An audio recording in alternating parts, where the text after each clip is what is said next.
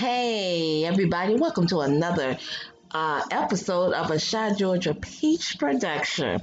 It is your girl, aka Punches. What's up? What's up from the ATL? And I got my homie. You know this is my boy. This is my cuz right here. I got the Kev from the Shy. Not the show. Not the no. This real life right here. This real life. Hey everyone, how's it going? Welcome back to another edition of the Georgia Peach production. And in case you didn't know, we won't have Michelle today. No, we won't have Michelle today, and that's a long story, but hey, life is what it is, and we want to give a shout out to Michelle and her beginnings, how she's moving on.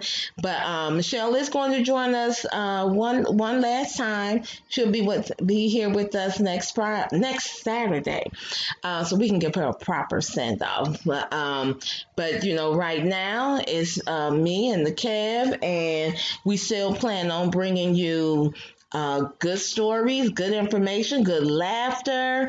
Because our thing is, I don't want to label us just as a black radio, but you know what? Hey, it is what it is. But we just want to bring information and talk about things that happens in our community. But when we talking abroad, we got to bring it from both sides, honey. Because to make a peanut butter and jelly sandwich, you got to have more than just jelly. So, like I said, it's me and my boy Kev, and we got some good stories coming for you. Goodness, Kev and I were just talking about Kanye West. Well, if any of you haven't heard, Mr. West is one of hip hop's newest billionaires. That story came straight from Black Enterprise. Please check them out. I love getting my information from them because they cover us from from politics to finance to just, entertainment. But we're discussing some of our stories and they are coming from there. But yes, as I said, we have just heard confirmed in the paper that Kanye West is one of hip hop's newest billionaires. Damn, I need to get the hip hop. Congratulations. Congratulations. Man is a hard worker though. That's yeah. Anybody that seems like they make you real in that big time like that, millionaires and billionaires, they always say be persistent. Stay at it. Keep at it. Yeah. Work hard at it. Yeah. You have to want it, And that's Kanye all the time. The man is constantly grinding. Right. It's little sleep. It's little sleep. If you're looking for, I got to get my sleep, such as I. So I probably won't be on that. Just like you say, Kanye, he's a hard worker, man. Then he got a wife that loves spending a lot of money, but she's a smart girl too. Yeah, exactly. She done started making her money and everything. I guess her own wrote a book or something, didn't she? You know what? I'll be honest. I've never really been a big not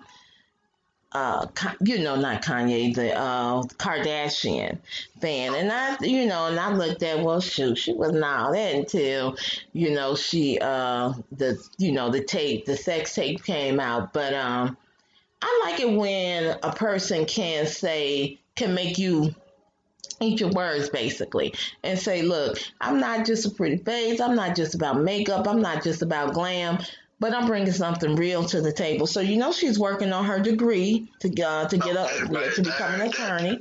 Got to give her. But I would think maybe she would have gotten it more major into something like a psychological type thing, or because her husband really has a mental problem. Like he even said that itself.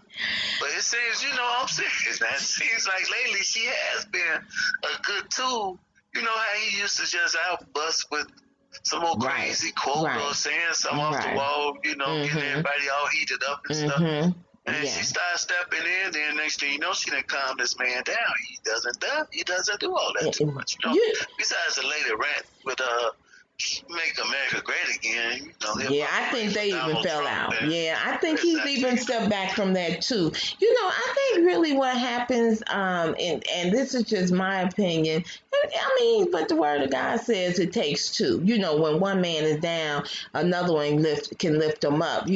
And he went through a lot of, I think, really, losing his mother. Yeah, and when that happened, it just he just went there. And a lot of times, we all stray. We might do it in different ways, but he went out there, and it was most possibly by the grace of God that his wife and their children were able to bring him back in, reel him back in, and then and then giving time for the medication to really actually kick in. Baby, let that medication kick in.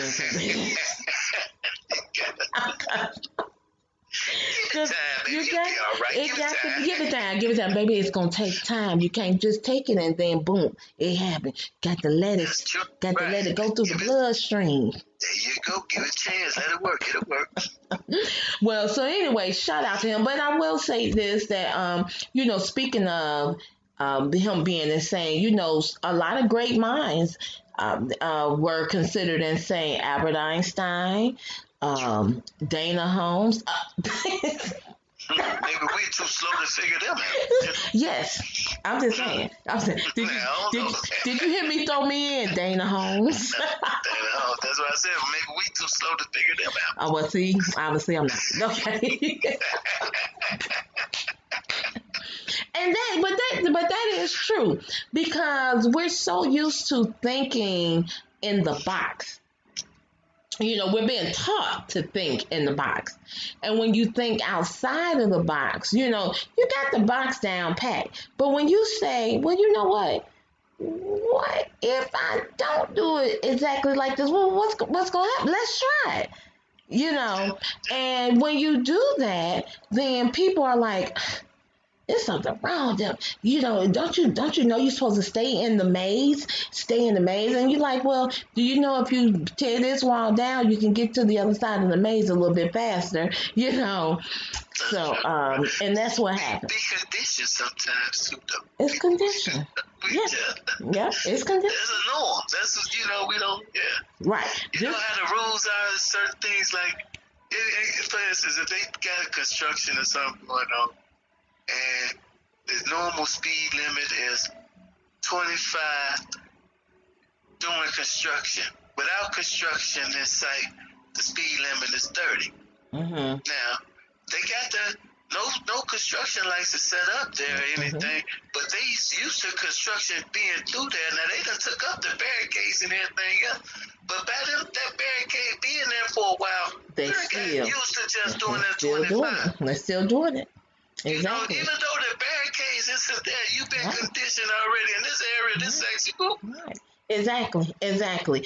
And I always heard the story told about the lion who thought he was caged in, and he didn't realize that he was just in front of. I think he got loose, and he walked past a home, and a home had gates up.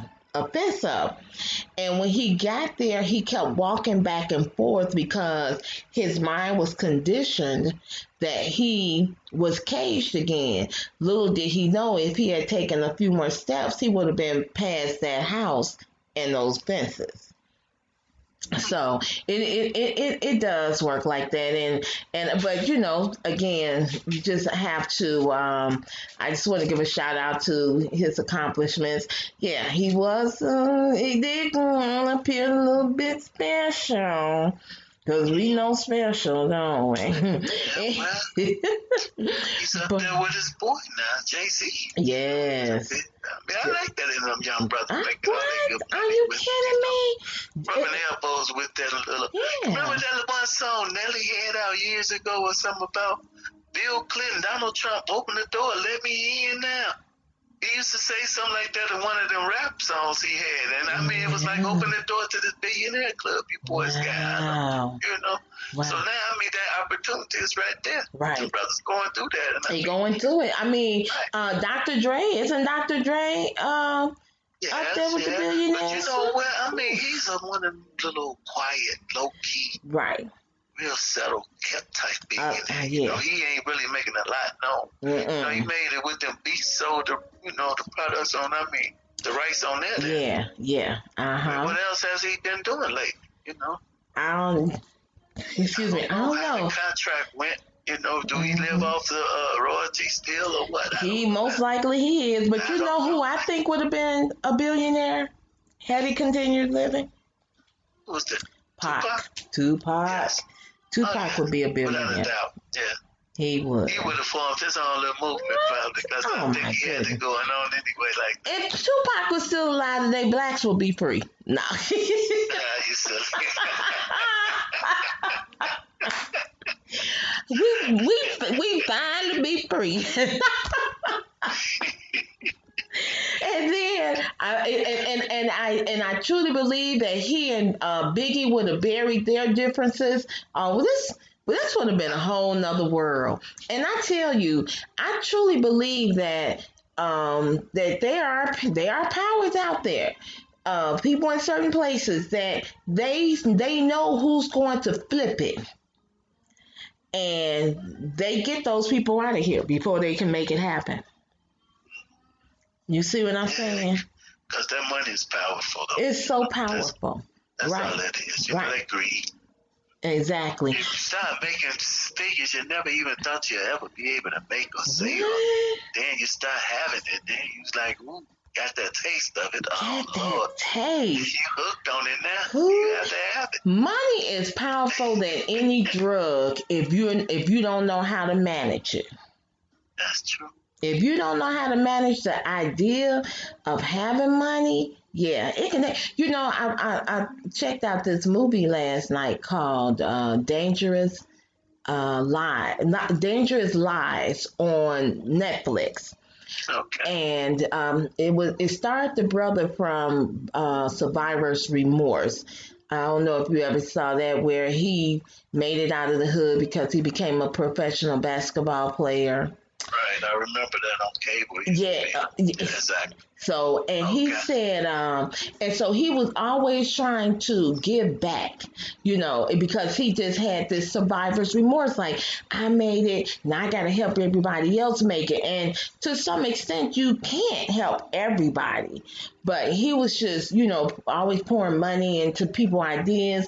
People say that, I got this idea that'll work, or I'm selling this. He was always doing it. And so, and then when you look at how some of these brothers are doing well today, or when you look at where Tupac probably, like I said, if Tupac was still living, oh my goodness, the poetry would have been totally crazy. He was a prophet because he talked about a black president in the White House before Obama even was a senator. Yeah, he mentioned they weren't ready to see a black president in the White House or something. Right. One of his songs, I remember him. They ain't ready to see a black president. So I can't remember exactly the song right now. I remember that lyric. Right. Exactly. Yeah. And he was saying things that you're like, golly, what? It wasn't even as vivid. At the time, it wasn't really that happening like it was until after he died. And then you're like, Pac said that. Pac said that. And like, that Pac. And then I still tell you, I cannot believe that I could not remember that I met that man in person on the elevator when I was pregnant with my daughter. And when I went to see the movie, it hit me. I said, I don't know how it just didn't, it never came back up. And all of a sudden it came back to me. I said, golly. And I called her dad and I said, do you remember when we met Pac? He said, girl, yeah. He said, you mean you forgot? I said, I can't believe I forgot that. But anyway, so and you know what? Also, Kev, it's always been my intentions to not just talk about, Black and story.